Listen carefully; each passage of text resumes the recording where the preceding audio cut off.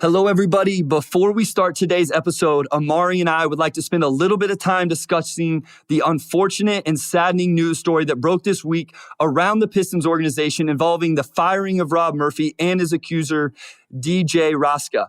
I'm going to start by essentially reading my initial reaction from a tweet I sent out on the Motor City Hoops account. I know not everybody is on Twitter, and then I know Omari has some thoughts as well. So this was my initial reactions and kind of why this type of stuff hits home for me. And I said, I usually stick to basketball on this account, but this is awful, disturbing, and straight up scary as a teacher trying to prepare the next generation of students and someone that is raising a young daughter. It's terrifying that she could be subject to this type of treatment someday. And if she is, I hope she has the strength to come forward like Miss Raska did. Sometimes who and what matters most gets lost in these stories, but let's not forget her and her strength and the support she deserves.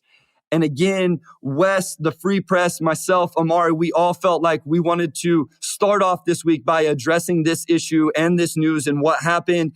And I'll turn it over to you right now, Omari. I know you had some thoughts on this breaking as well. Yeah, just a little, background for anybody who's completely out of the loop. The Pistons fired Rob Murphy last week after a 6-month investigation. He was placed on leave last October due to a workplace misconduct accusation. And then last week, his accuser, DJ Raska, who was a former executive assistant under him, came forward to the Detroit Free Press. That story ran last Thursday, in case anybody's out of the loop and wants to go online and read it. And she detailed her experience, her and her lawyers detailed her experience just with Rob Murphy and what led up to her eventually filing a formal accusation that led to his firing last week. So the details in the story are harrowing. She details what was essentially, months of sexual abuse and harassment. And, we thought it was important to just lead this episode on and, just make sure people are aware of what's going on as far as that. Again, I think, trigger warning here is probably fair because the details of the story are pretty bleak. But, I think it's important to shine a light on this stuff. This is a situation that, of course, could develop, as the time goes on. And, there's a legal situation that takes place there as well. But if you haven't read the story, by all means, check that out. There's just some things that kind of go beyond basketball, and it just wouldn't have felt appropriate to begin this episode without, addressing that first. Yeah, absolutely. And again, guys, kind of like we want all the support and I guess attention to be on Miss Raska and what she's had to go through and, moving forward. Again, I feel like sometimes, you start talking about all these other things, and when the time comes, whenever we have everything we need to know, then we can talk about the organization and all of that stuff. If there's more stuff to come, if there's not, whatever, we felt like right now the time was just to talk about and make sure people were aware of this. Again, to, having read the story, be prepared to read some things that are hard to stomach and read. But we felt like it was important at least to support Miss Raska and get her story out there and continue to make sure people were aware of it. And I just want to touch on one more thing here, Omari. I had someone tweet back at me, not only do we need to raise our young females to be prepared to speak up in these situations and hope that they're never in them? We also have to raise our young boys. I have 2 young boys. Obviously, I teach boys and girls in my classroom where I sit right now. We have to raise them to make sure they treat people the right way as well. So I know this one hit close to home for me, Omari. Just one, it was obviously the organization we talk about on a weekly basis, but also just as someone that has young kids and are around young kids all the time. So I didn't know if you had any final words that you wanted to throw out there or not. No, obviously I don't have kids. So I'm not a teacher or anything such as that, but we've just seen over the last, really, 6, 7, years, just people coming forward and, just trying to shed light on, some of these things that do happen behind the scenes. And, it's just tough. It was a really, tough read, just to see, what, she said Rob Murphy put her through. And I think just, from top to bottom, it's just a really, really sad story. So again, she came forward to the Detroit Free Press. The organization that released a statement to the Free Press last week, just making it clear that they fired Rob Murphy and everything else. Don't really know what's going to happen, from here as far as that. Obviously Rob Murphy is not a Pistons employee anymore, but I do think we have a responsibility, like, yeah, I mean, we're, sports reporters or, podcasters or whatever you want to say. But, again, we've seen other situations like this happen in the NBA world, the NFL world, women being mistreated. It's been an ongoing story that goes beyond the Pistons. And we all need to do our part, just to shed light on it and, make sure these situations don't happen anymore. Agreed, 100%. Again, we know we normally just talk hoops on here, and we will here in just a little bit, but all of us, Omari, Wes, the Free Press, and myself, felt this was something that needed to be discussed. We are going to take a short break, guys, and then we will be back with our normal weekly episode.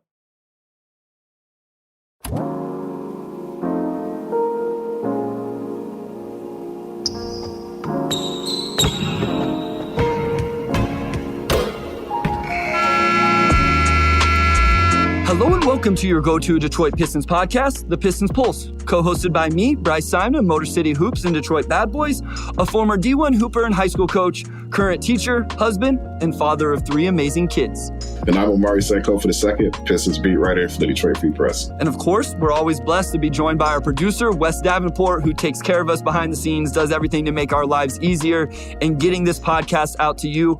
Omari, to start off this week's episode, let's talk about the Pistons coaching search. I know there was some crazy confusion that went on.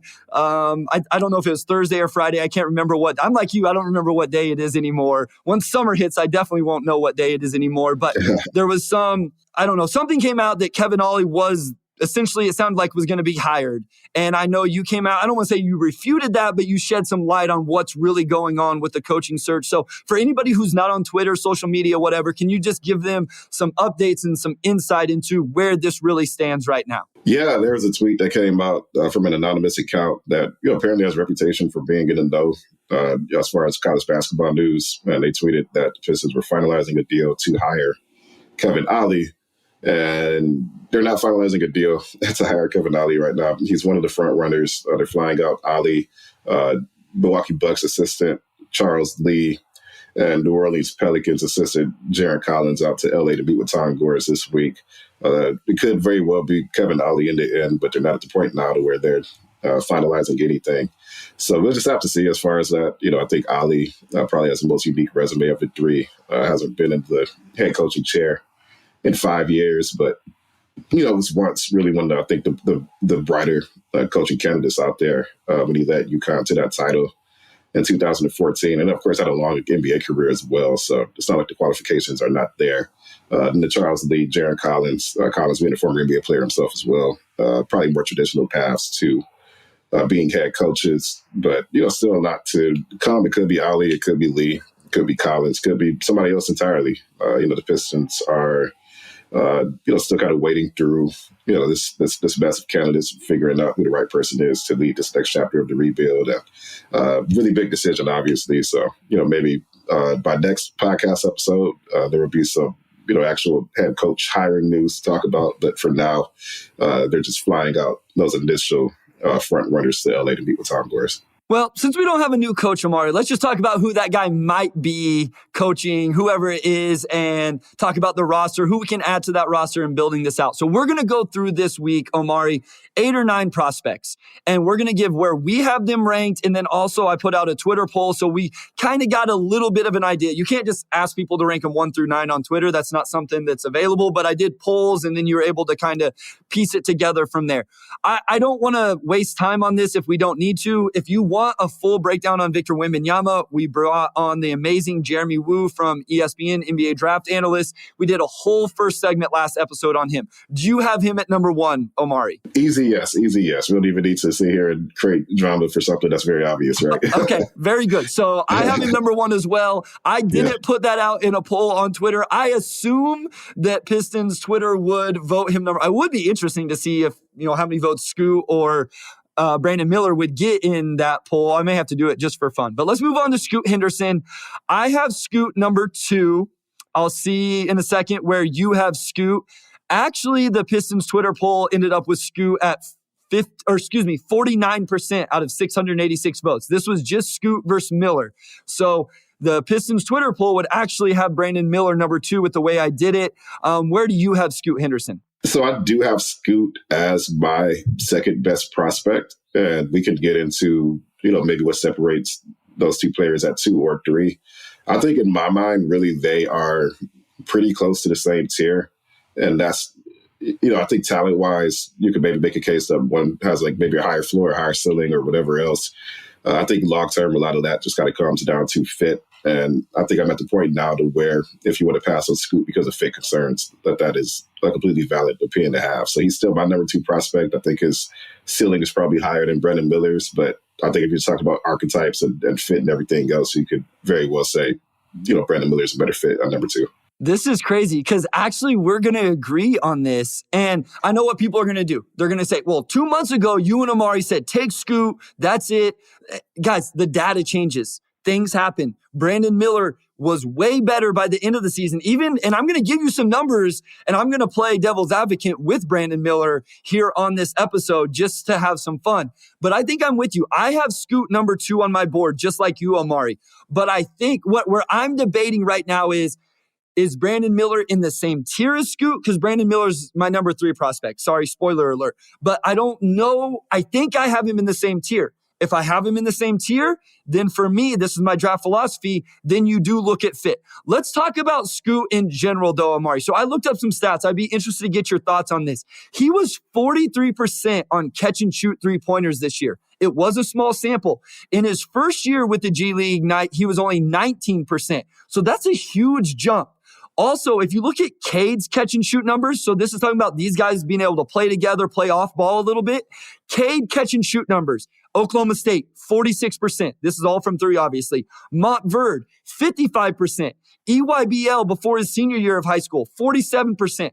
Overall, pre-NBA, Cade was 45% on catch and shoot 3s. So I do think there's more ability for this to work offensively than what some people are giving it credit for. What are your thoughts on that? Just Cade. We saw Ivy shoot really well. I believe it was just on unguarded. Yeah, 47% on unguarded catch and shoot 3s in his rookie season.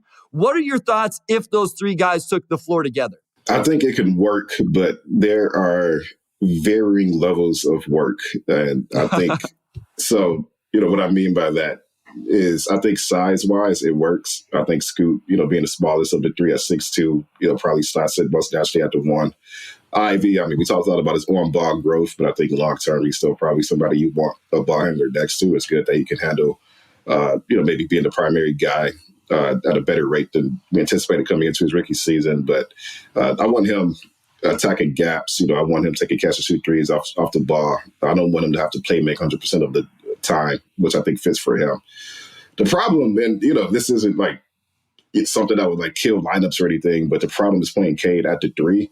And I think if you have all 3 of those guys on the floor, probably only 2 of them are handling most of the initiating. So at that point, who becomes the pure off-ball player? I think I probably don't want any of those guys to be like purely off-ball. I think they're all too talented to do that. And I think if you're talking about just use of a resource, then you can probably find somebody who complements them better than Scoot, who really doesn't complement them at all. I think it's more so them playing off of Scoot than the other way around, just because Scoot probably is the poorest shooter of the 3, right? So, you use these top 5 picks on 2 guys in a row, and then you're like, all right, we're playing you off ball a lot more.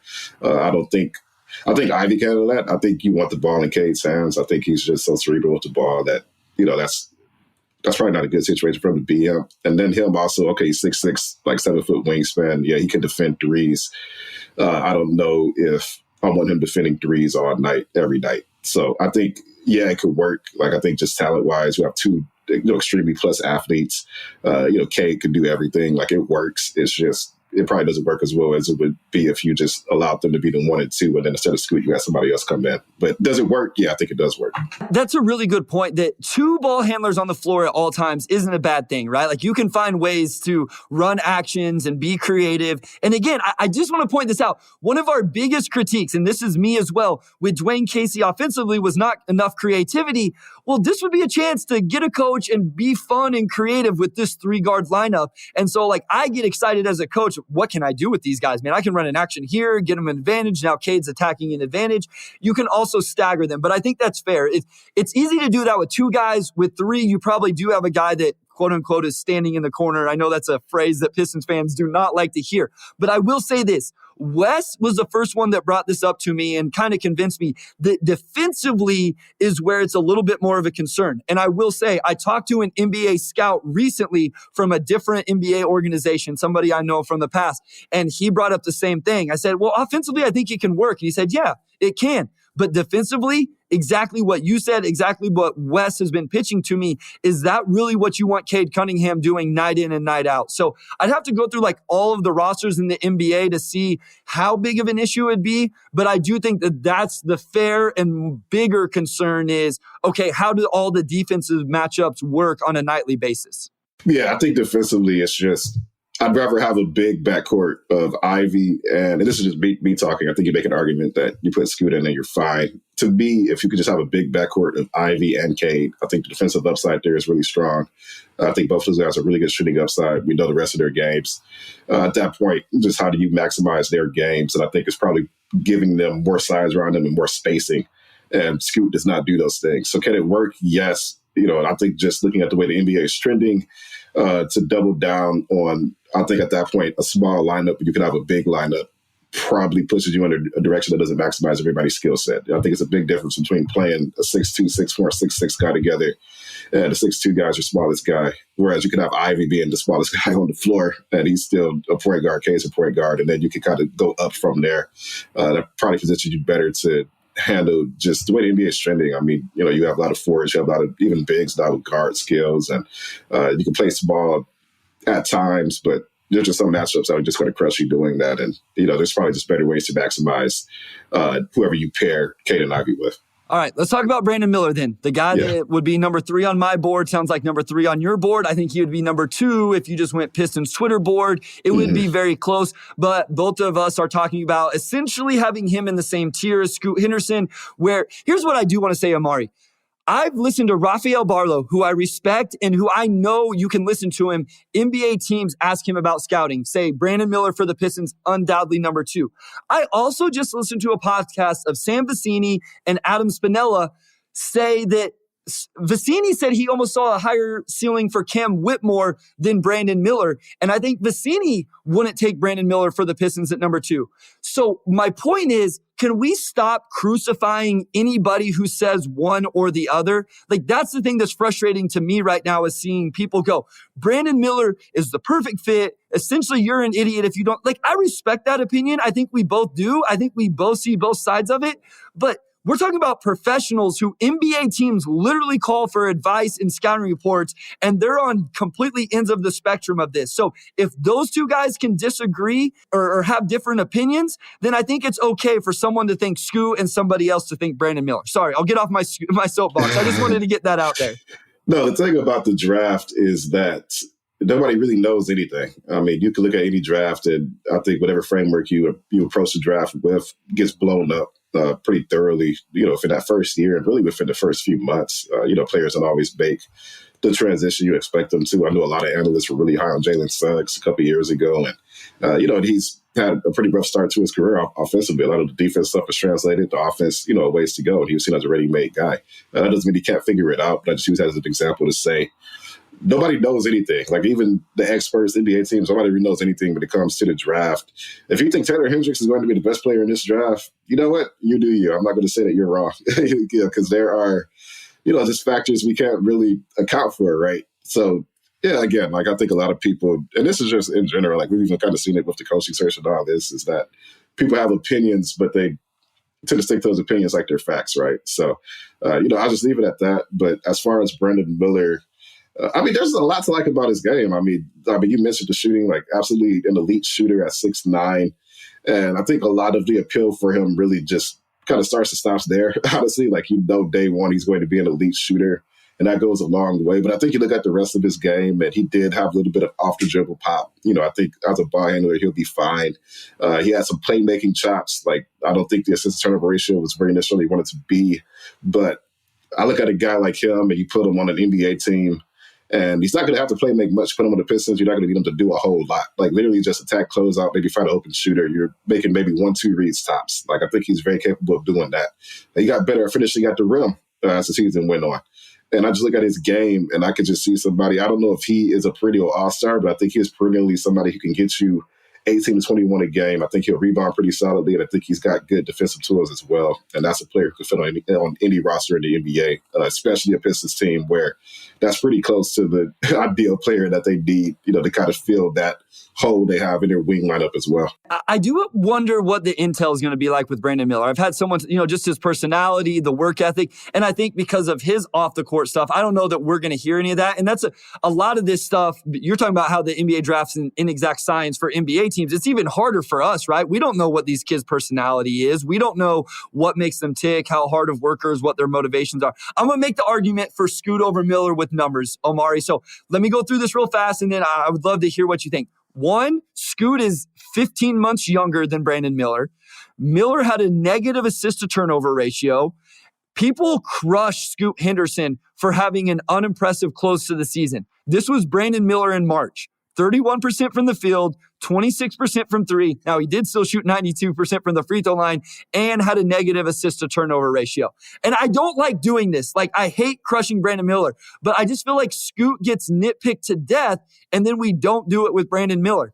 What was really interesting was I looked at Brandon Miller versus Ken Pom top 100 adjusted defenses. It's all over the place, Omari. Started off the season, first 4 games, 37, 41, 33% from three.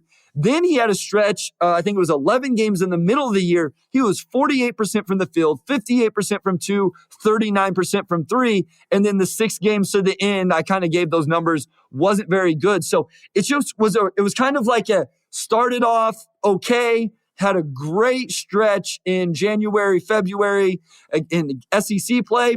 And then he didn't end the season very well either. So I just feel like sometimes we don't nitpick Brandon Miller because we do think he's such a perfect fit. Yeah, I mean, and you know me, I'm a big believer in, players who kind of pop earlier in their career arcs compared to other players. I think that really bodes well for them going into the NBA.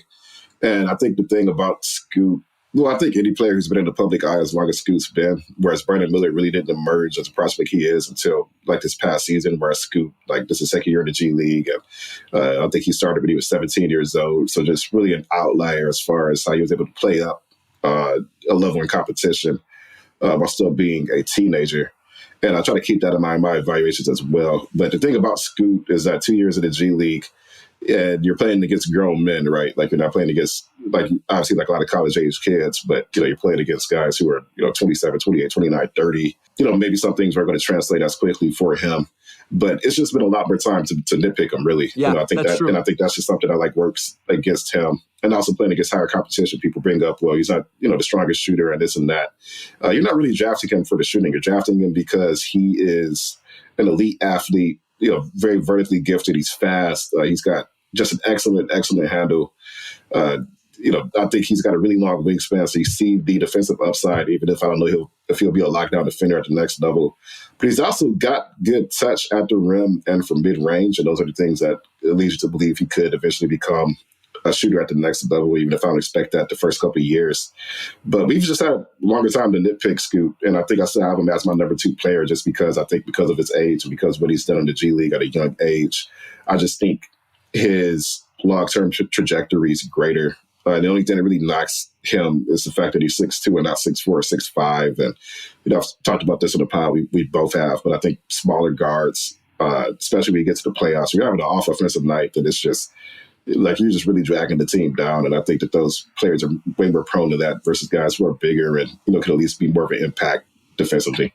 And I want to emphasize, both of us have Scoot 2, Miller 3, but I think both of us are leaning to having them in the same tier, which means we would completely understand taking Brandon Miller with the number 2 pick. I legit went into this episode saying, you know what I'm going to do? I'm going to make the argument for Scoot over Brandon Miller. I'm going to nitpick Brandon Miller a little bit because I feel like it doesn't happen a whole lot. And I just wanted to give some people some things to think about. So one last thing, and you talked about this a little bit, Scoot wasn't playing on a great team with the G League Ignite in comparison to who he was playing against. I've watched all those games. I don't feel like he has a pick and roll teammate, someone he can just use in a pick. He don't have Jalen Duren. I can tell you that. Brandon Miller was playing on for what was considered most of the season to be the number one team in college basketball and a team that ran a ton of really nice sets to get him looks. So I think there's just a lot of little nuances to take into account for both. And I feel like sometimes we do that with Scoot, but we don't do it with Brandon Miller. Again, both really big time prospects. I think either one of us would be happy with either one of them if the Pistons took them. And, one fits seamlessly. We agree with that. The other one would take a little more creativity. We are going to go to a short break. And then whenever we come back, we're going to dive into Amin Thompson, see where Omari has him on the board, where I do, and where Pistons Twitter has him.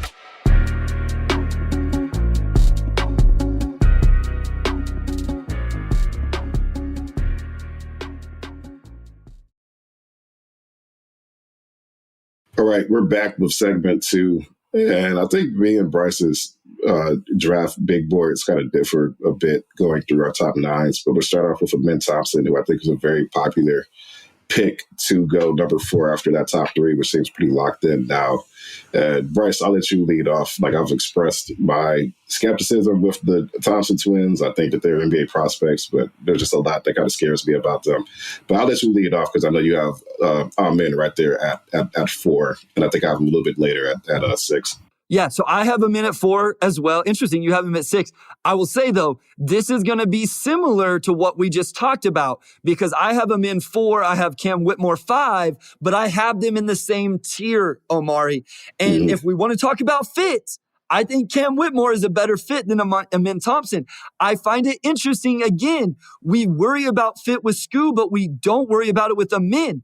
Amin Thompson, if you look at synergy play types, Omari, 25 games played, they tracked. Transition, obviously, is number 1 play type. That's just how the game is played. Number 2, pick and roll ball handler. This is a guy who's at the best with the ball in his hands. I realize he's super athletic. He's even worse than Scoot, though, on catch and shoot 3-pointers, 29%. So I like him in. I like a lot of his things. I like him way more than I like Asar. I'll go ahead and get that out of the way. But if you're worried about fit, like, this is another concern because I think he gives you less than what Scoot does. With that said, he's better fit defensively. But man, I think we're giving the Thompson twins a little too much credit for the defensive upside. There's a lot of really bad habits those two guys are going to have to break early in their career on that end of the floor. I agree. I will say the main reason why I have Amin at 6 and not even lower is because of how gifted he is as an athlete. He is like a day 1 top 10, just pure athlete in the NBA. When you look at the speed, the leaping ability, the coordination, you see a lot of John Morant and some of the things he's able to do. And I don't know if he has quite so Ja's like the complete package, right? Like, not only can he jump over a lot of people, but when he's in midair, he's just a complete acrobat. Just his body control is insane. I don't know if Amin has that level of body control, but I think what he's just able to do athletically, you kind of get into the same defenses we had for Jaden Ivey this time last year, where it's like he has to run on his game, but something is just going to come so much easier because of his size. I mean, he's 6'7", and just because of just how naturally gifted he is as an athlete. And I think the floor vision with him is also legit. Like, there's no question in my mind that he could be some level of effective as an NBA level point guard. But it's really 2 things that kind of terrify me with him. I think one is the shooting. And he's a non-shooter. I would put him in the non-shooter category. He took threes at overtime elite. He didn't make a lot of them. Him and his brother Asar, they completely played off of him, let him take wide open shots. They just couldn't hit them at all. They both shot below 30%.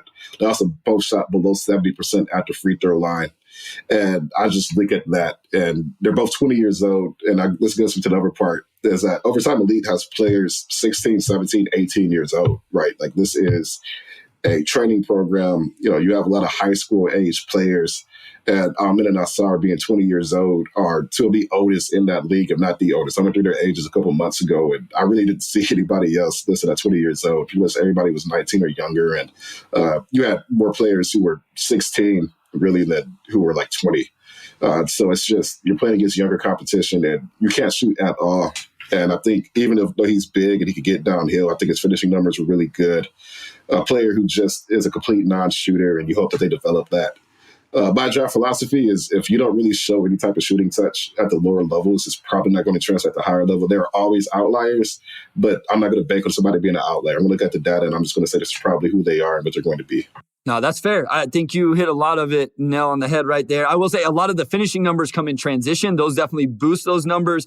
I will say, and we've had Matt Babcock on, so if you want more conversation around Amin and Asar, go back and check that out, because I do want to move to the next guy. But the intel sounds really, really good around these two, that they're really hard workers, great kids, all of that stuff. And I will say, so I think in this poll, it was Amin, Cam Whitmore, and Jarris Walker. Amin did win that Pistons Twitter poll with 37% of the votes out of 309. So that would put him fourth on the Pistons Twitter board based off of that. But I want to talk about Cam Whitmore. This is the guy that our guy Wes has just been, he hits me up almost daily about this kid. I was a little lower coming into college. He had a rough start, injury. Villanova was kind of a mess this year. But I'll tell you, he has grown on me, Omari. And I will say this, again, whether Sam Vecini is one of the biggest names in NBA draft media, and a guy that, if you listen to his podcast, NBA teams call him. He said on his most recent podcast that he sees at least just as high a ceiling, if not higher ceiling, for Cam Whitmore than Brandon Miller. So that's pretty high praise. And I think he has a high floor as well, Omari. I think he's at least a 3-and-D guy, super explosive. I buy the shots.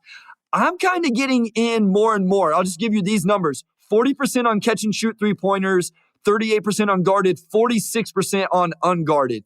So this is a kid that can shoot it. He's explosive. And I think there's some real 3-and-D in terms of the defensive potential as well. So it's funny. I'm looking at our draft boards now. We have the same 4 through 6, but in a different order, right? So okay. You had I'm in 4.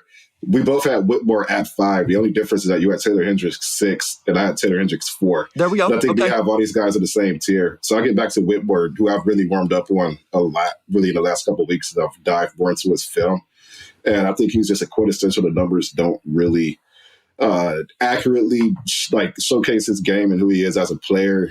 He has age in his favor too. He's one of the younger players in the draft, but he's just a very powerful athlete. He reminds, watching the way he jumps and the way he gets down the floor, kind of reminds me of Anthony Edwards. And he's not an on-ball guy like Edwards, so he's not going to necessarily be that same type of on-ball threat as Anthony Edwards. And I don't know if he's as fast, but just the power he has in his leaping, the power he has getting downhill, just being able to just shoulder barge guys out of the way, like guys bounce off of him. Like, he has that.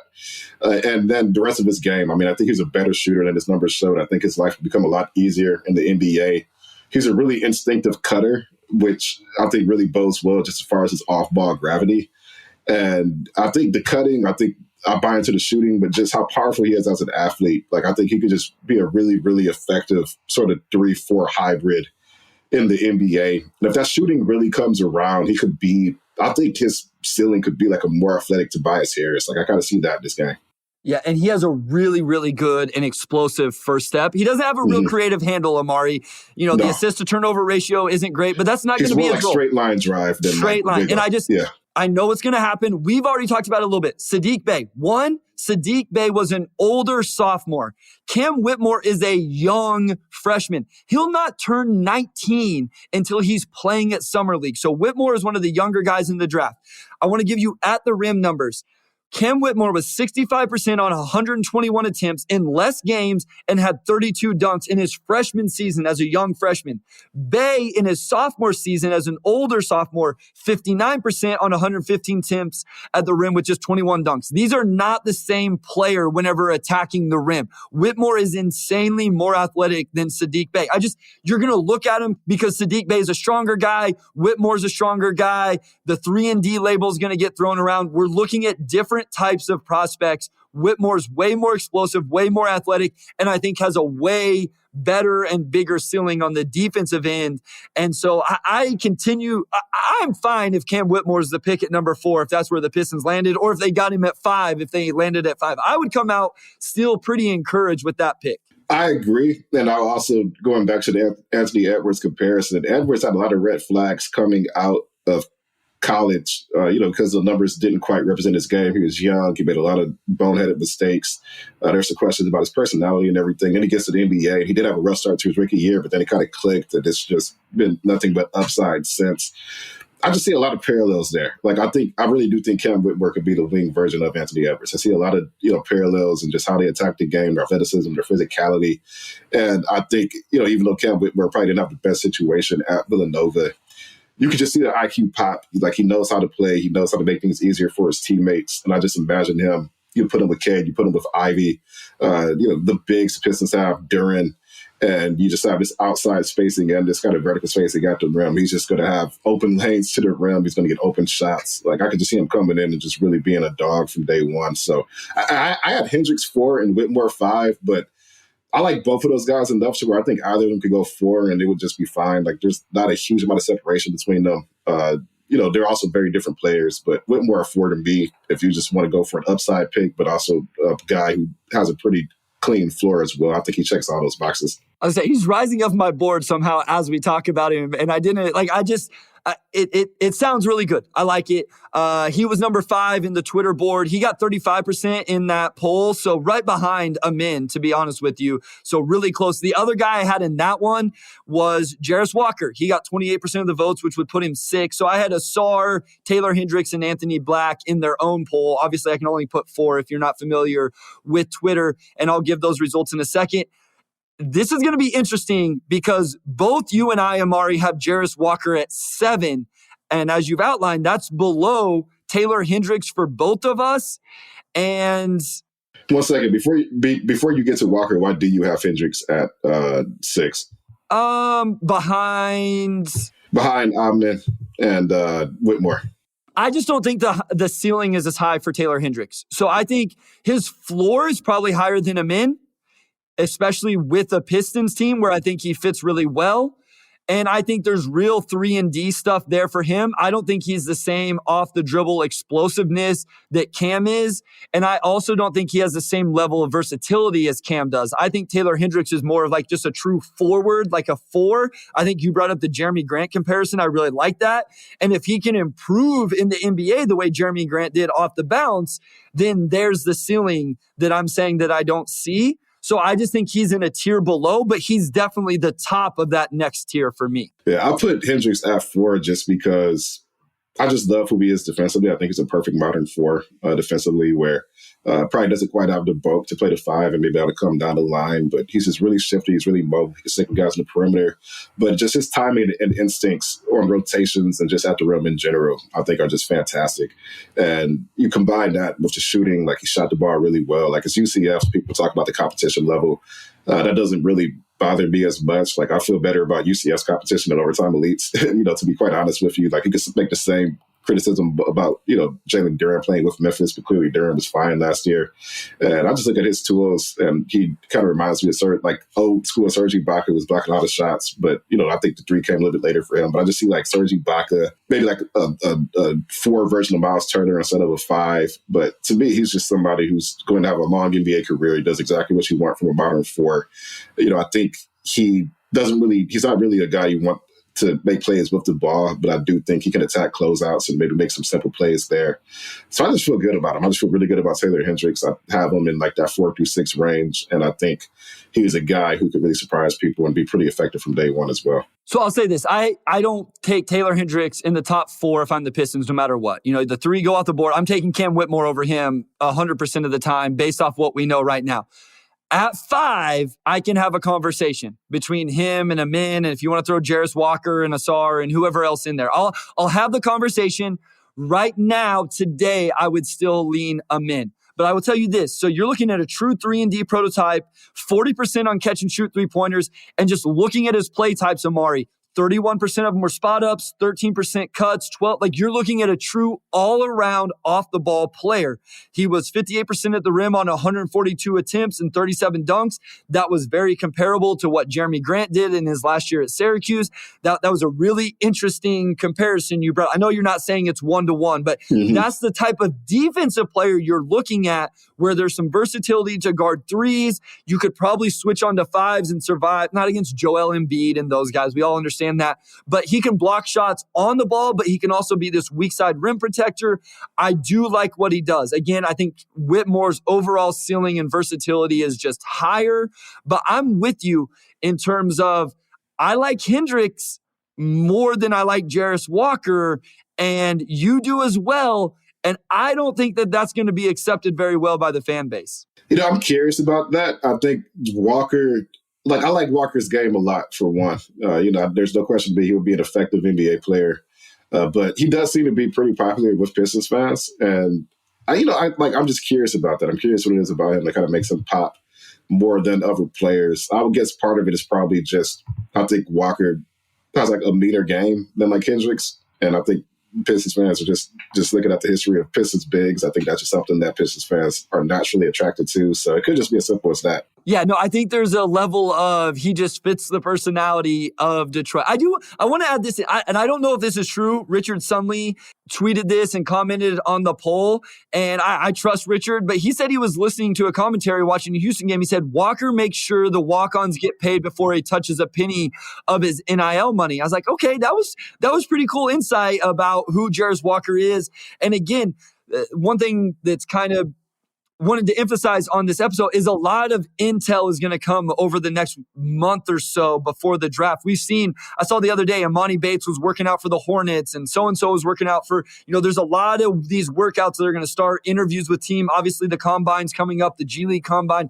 We're going to start to hear about a lot of who these guys are and how teams trust them and their personalities and how they fit that way, along with on the court fit and those things. And I want to say one thing about Jarris Walker, Omari. There's a lot of people who say he can guard 1 through 5. There is a vast difference, Omari, between guarding 1 through 5 and being able to switch 1 through 5. 1, I don't think he can switch onto 1s. He probably can switch onto 2 through 5. He's not guarding or matching up with 2 through 5. This is the same thing with Victor Wembanyama. I don't think you can match Victor up with a 3, running him off screens and stuff like that. Can he switch on a 3 and survive? Yes. Those are very different things. And it also depends on who that 3-man is, right? But I think that's an important distinction. You can't just run Jarris Walker out there and he's guarding Steph Curry to start the game. I don't see that personally. Maybe some people do. I think he's a switch onto those guys 2 through 5, not match up with them to start a possession. It's funny. I wrote that about Isaiah Stewart last week. He can switch with the smaller players, but you don't necessarily want him starting off a game guarding a 1, which, these guys are 6'7", 6'8". I think that's normal. But if you're talking about defensive upside, I think that's an important distinction because there are players that size who could actually handle themselves, against 1s for a whole game a lot better. I think Walker, the mentality he plays with, I think the fire he plays with, his willingness to do the little things, I think he could, I feel better about him, maybe being able to defend 3 through 5 really well. And maybe switching on to 1s and maybe some bigger 2s he can really defend as well. So he is a player who is just a really good chess piece to have in whatever defensive lineup you're running with. I think offensively he does a lot of interesting things. You kind of see the passing upside. He's got really good touch in the paint. He's 6'8". I don't know how much back to basket stuff he'll be doing in general. So it'll probably be a lot more just pick and rolling and, things like that. And he's a pretty good athlete as well. The shooting is why I kind of bump him a little bit lower than Hendricks, just because 34% catch and shoot is not great. And I think he had a hot streak last season and he kind of went cold, down the stretch. But, for him to really be an effective starting 4 in the NBA, he's probably going to have to shoot the ball a little bit better than he did, and that's going to be a growth area for him. So I want to touch on Asar real quick, and then I want to give you a chance to talk about the number 9 guy on your board because he's not something we've talked about. Asar, 31% on all catch and shoot 3-pointers. So we have concerns about Amin's shooting. Well, Amin was 29. Asar's only 2% better. And I'll just say this, and then we can move on to your number 9 guy. I don't think Asar is an on-the-ball guy. I know there's people who think that he is, and he's only playing in Amin's shadow. I think that's really hard to change whenever you're 21 years old. Going from playing off the ball as much as Asar has, I don't think he has his creative handle. I don't think the passing is as good. I just don't think he's going to come in. I've heard people say he's an NBA point guard. I don't think that that's going to happen. Is he going to be a very good secondary creator? Sure. but he's got to be able to shoot it, and being able to shoot is even more of a factor for him. And you outlined why neither of us really trust that. And just like with the men, the defensive stuff is a concern, and it's going to take time for them to really reach that potential because there are some awful, awful habits after watching that. With that said, you go ahead. If you have a little bit on Sarr, and then go ahead and roll into your number 9 guy. Yeah, I was just going to say I left Sarr off my top 9 entirely just because I don't see him as a lead point guard. I see him more as like a connective tissue wing, which is fine. But again, he has the same shooting deficiencies as our men. And if you're not going to be an on-ball guy, you're not dictating, like when and how you can get to your spots and get downhill and whatnot. To me, that just makes you inherently a lot more limited. And I see a Sarr as more of like an Evan Turner, which is like fine, like so that he'd be an effective player. But just those guys being complete non-shooters at the competition level, just I just wouldn't feel comfortable using like very high picks on them. I know there's a lot of variance where people feel differently about OTE and the competition level and this and that. I just look at that and I just feel better about other players. We both had Anthony Black in that range. To me, Anthony Black is. He does a lot of the things you would want to see from them to an even higher level. We both had him. My number 9 guy was Cason Wallace. And like, again, we kind of get into like the utility of point guards in today's NBA, this and that. He is one of the best defensive players in the entire draft. I think he could be a day 1 plus defender at the guard position. And just an absolute dog on defense. Anything you want your guard to be able to do, he can do. And I think he could probably defend 2s and some 3s as well, just because of his instincts, how pesky he is, just the way he navigates screens, just he gets his chest to the people. Like there's a physicality to his defense. He's just, I think he could be a Marcus Smart level defender at the point guard position, or even Drew Holiday. I think he could get to that level. Like I really buy into what he can do defensively, but he also sees the floor very well. So he's a legit true point guard. And he also shot the 3 well enough that I think he'll be an effective shooter at the NBA. So is he going to be like this superstar type guy? Probably not, unless he really makes some gains as far as being able to get to the rim and get separation and this and that. He's not like an amazing athlete. I think he only took like 2 free throws a game. So he's not necessarily a downhill player, but just he is, to me, the perfect 3-and-D point guard. And I think he could be a long-time starter in the NBA, and I think he gives you a defensive identity as well, and that's why I put him at number 9. I would say he's the perfect 3-and-D guard, Omari, because you know who he'd play really well nice to?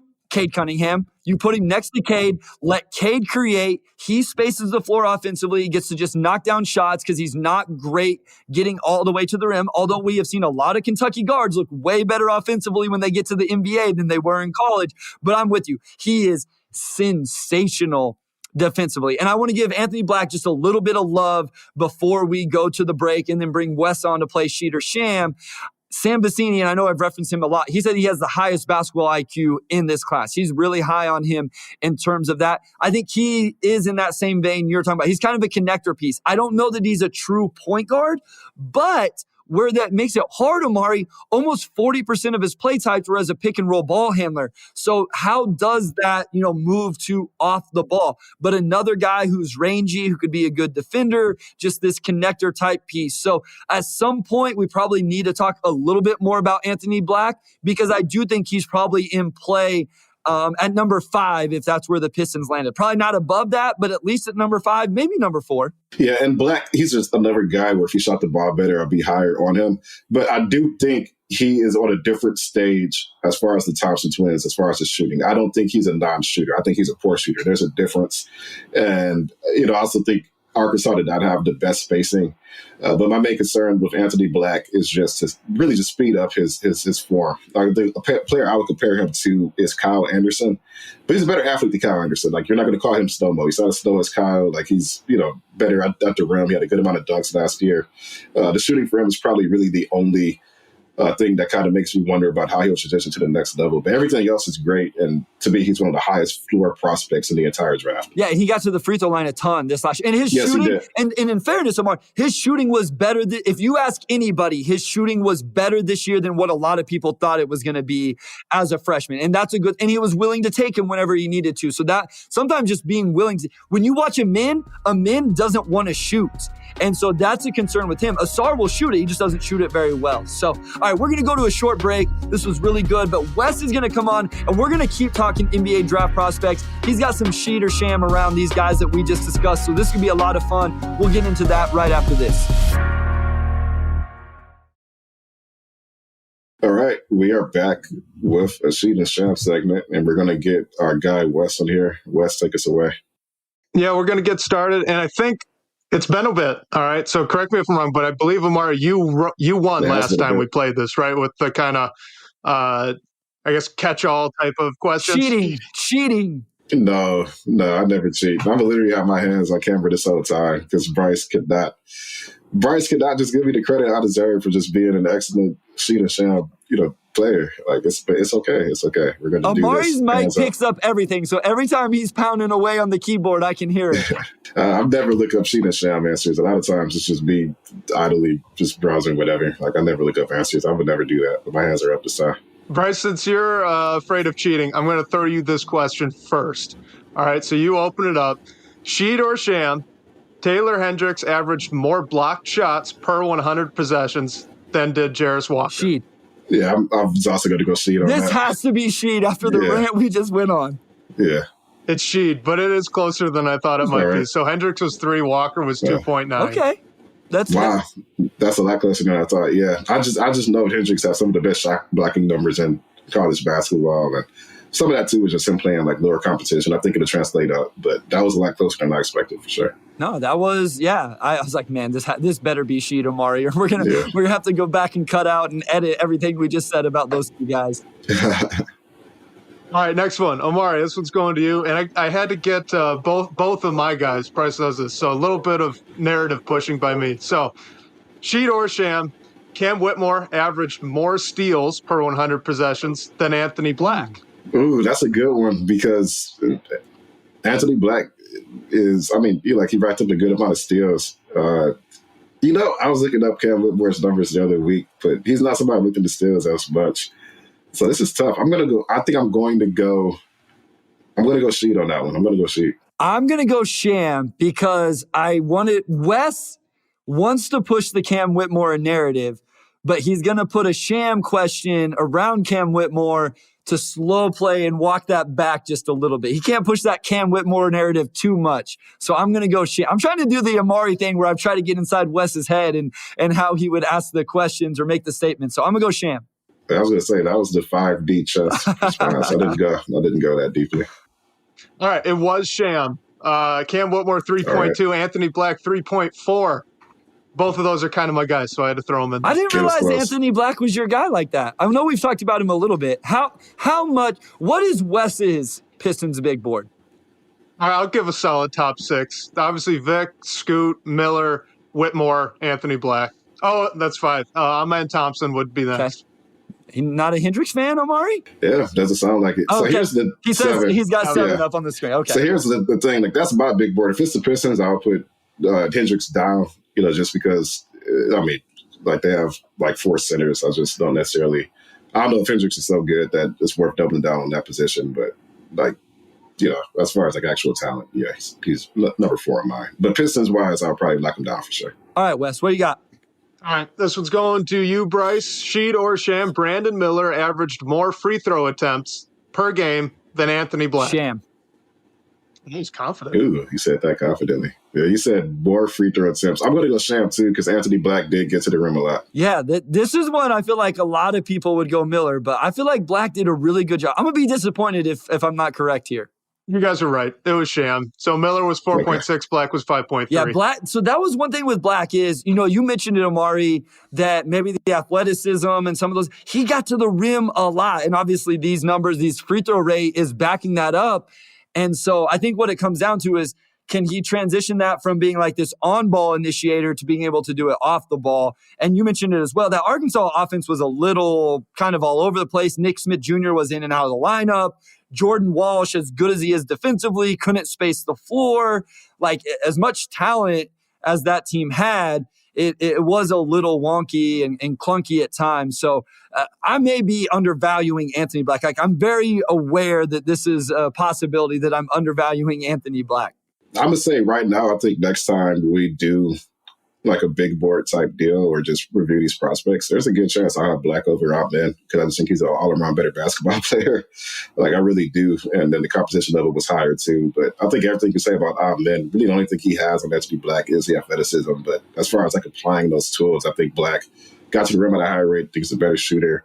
The defense is there. Like, we talked about Amen having the tools, but Black was a plus defender, created a lot of turnovers. And he's another guy like Casey Wallace. I could just see coming in next season and just being good day one. And everybody's like, how did we miss this? How was he not 4 for 5 on our board? No, I mean, I think like you said, it's the athleticism. Black's a really good passer. I mean, maybe that might be the one where you'd say maybe they're at the same level. But I think other than athleticism, I'm trying to think anything off the top of my head where I say Amen Thompson is better at this right now.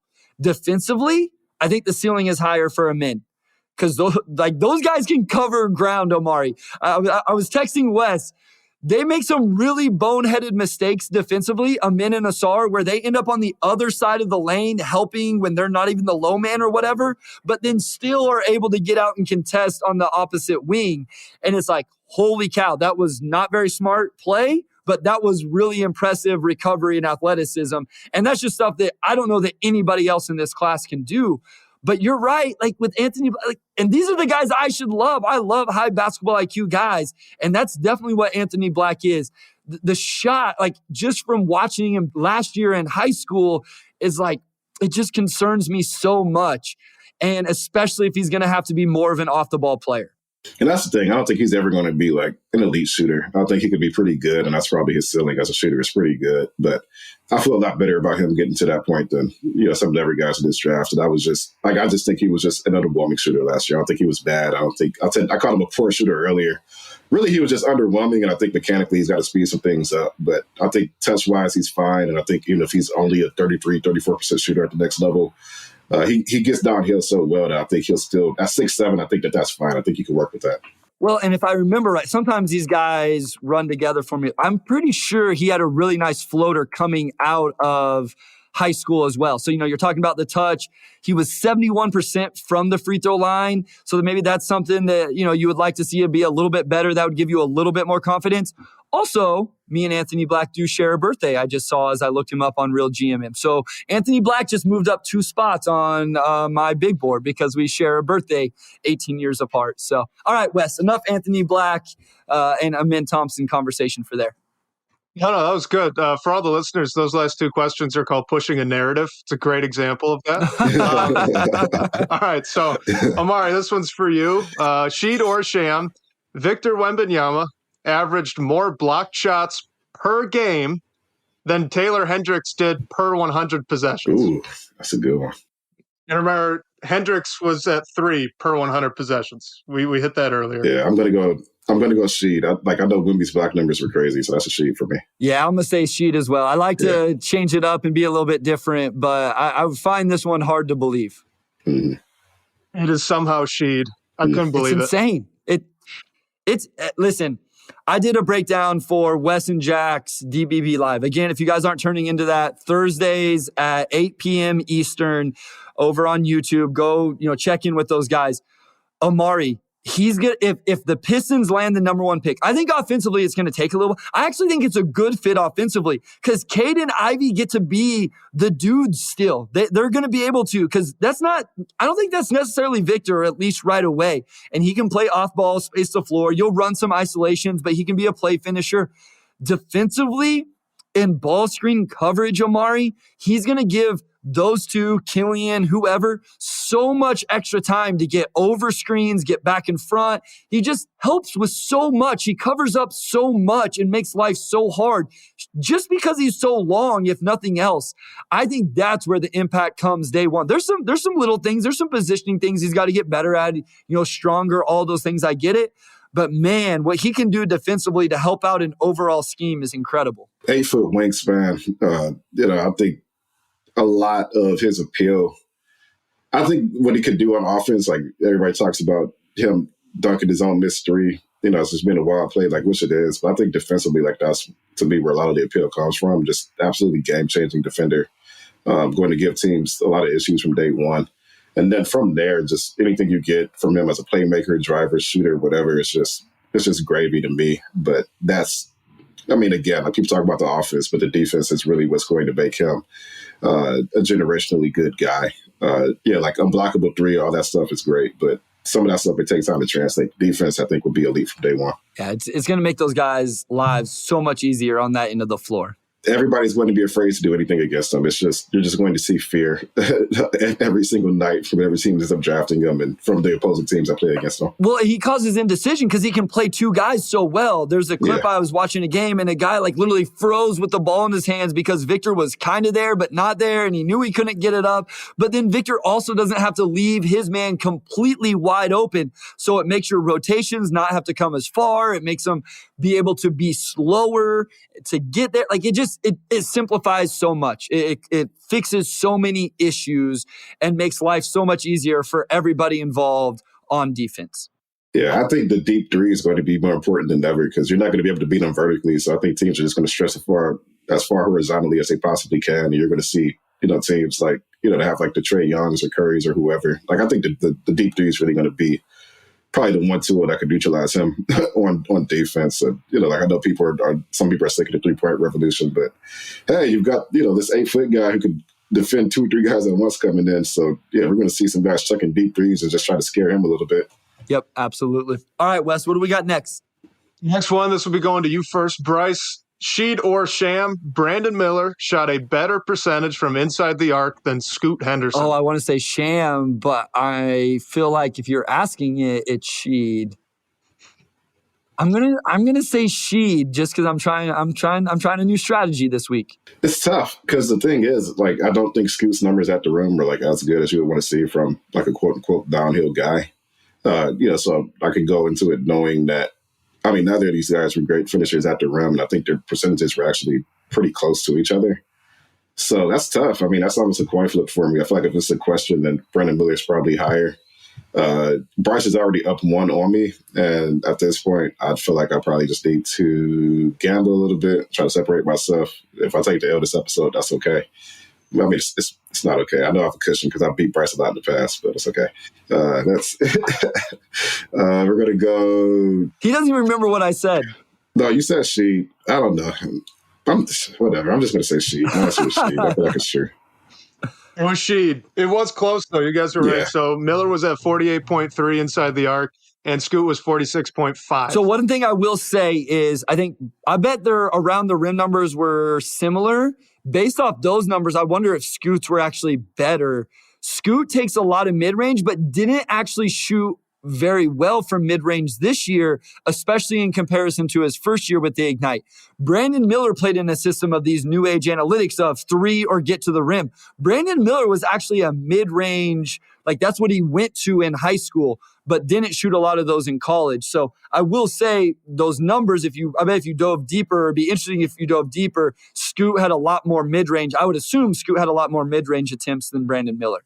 I would think so too. And that's one thing too, like maybe at some point there would be a discussion on how, G League skill sets or numbers kind of translate to the NBA. Cause again, like we're down in overtime elite, but still I feel like it's tough the G League is such a different game from the NBA or college where you don't really have as many imposing rim protectors that, like Scoot not finishing super well at the rim probably gives you some worry. But some of that could just be teams packing the paint, right? Like, I don't think that Atlanta had the best shooting. So, if you have a guy, shooting amongst trees at the paint every single night, it doesn't matter how good of a finisher you are, that's just going to be tough for any guy who's 6'2". And in the NBA, court more spread out, that could probably go up. So that's one thing I'm curious about. Like, I know people were high on Jalen Green, and that hasn't really translated for him yet. So probably something to watch going forward as we see more of these Ignite guys get into the NBA. All right, Wes, how many you got left? 3, if we got the time for. All right, let's go rapid fire with these 3, Omari. Yeah. Okay, sounds good. So, quick thing. You first, Omari. We got some Thompson twin questions coming up. Sheed or Sham. Men Thompson averaged more assists per game than Asar Thompson. Sheed. I think it's closer than what people think, though. I think it is close, but I'm going Sheed. It's Sham. Men was 5.9. Asar was 6.1. That's from the G League or the OTE page. Wow. Okay. Huh. I'm trying to think where I've pulled stats and saw. I knew it was close. So I knew Asar's assist numbers were pretty good, but it's funny. Like we talk so much about men being the on-ball guy. at Asar, which is still true. But, again, like I think those offenses are like so like quick, and I'm sure they probably staggered them a little bit too. That like Asar's like a good playmaker. I think the thing that separates them really is just the handle. Asar doesn't have a lead guy handle. And our men does. So they both pass. They both shoot it for. They both deliver on time, on target passes. It's just one guy just can do a lot more with the ball. And I think that's what makes our men a more popular prospect. I'm having to look up the City of Reapers on Synergy right now just to see if Synergy shows the same thing. That is one thing. The OTE stats are easier to find, but the G League Ignite ones are the ones that are really tough. So this says this actually has a min higher than Asar on Synergy. Interesting. But it's still very, very close. So that's what I'm saying. OTE and G League Ignite got to figure that G League Ignite's really confusing because they space it out into the showcase, the showcase, and everything else. And it's just completely nonsensical the way that they do it. It's like just from start to finish before you get to play, just give us the numbers. You don't care if it's a showcase, anything else. Nobody is trying to.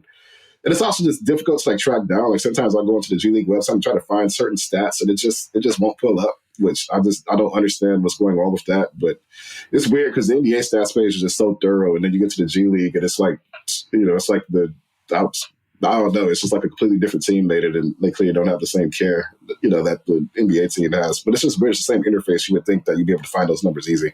Absolutely. All right, Wes. Two more. All right. Bryce, this one should be to you first, I believe. So we know that Asar, at least from the OT page, averaged more assists. According to that same page, Sheed or Sham, he also averaged more rebounds, blocks, and steals. I'll say Sheed to that. I was also going to go Sheed. Was Sheed. Amen was, so rebounds, blocks, steals, respectively, 5.9, 2.3, 0.9. And then Asar, 7.1, 2.4, 1.1. So they're all pretty close. I knew Asar was probably considered the better defender because those steals and blocks numbers, and rebounding I could definitely see. So, all right, last one here. All right, this one, Bryce, this is your guy, so we got to put it to Omari first. Jordan Hawkins shot a higher percentage from three than Buddy Hield did his senior year. Sheed or Sham? I'm going to go Sham. All right, I got to go Sheed because that's my guy. It was Sham. And it actually wasn't close either. Hield was at 45.7 and Hawkins was 38.8. I was like, Hield was just absolutely insane. Like his percentage was just insane. I was like, whoever you put Hield against, I'm taking Hield.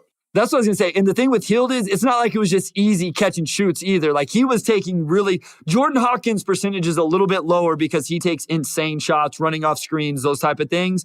And he still shot really well. But Buddy Hield's wasn't just wide open catch and shoot, non-movement stuff. He was incredible that last year at Oklahoma. I think we're tied, but we can't break the tie this episode, Wes. We'll do this again soon. We got to remember this, make the note somewhere, and we'll break the tie with the first question the next time we do Sheed or Sham. I was like, that last one, I was like, I think it's my turn. I was going to do opposite of whatever you said anyway, just have a chance to tie, but it was up to me. So there we go. Thank you for giving me that last question to tie, Wes. That was a good one. Yeah, you guys conspired together.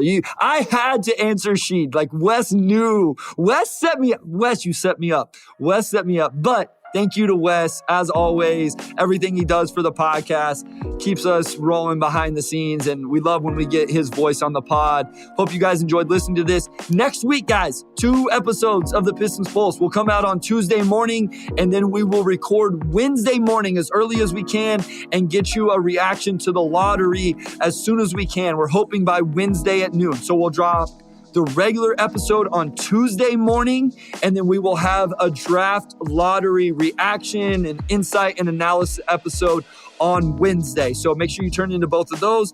Omari, take it away, my guy. All right. Thanks for listening this week, everyone. Shout out to our audio producer, Robin Chan, our executive producer, Anjanette Delgado, and our sports editor, Kirkland Crawford. And also big shout out to Wes Davenport, as always. And we'll talk to you all next week for the lottery.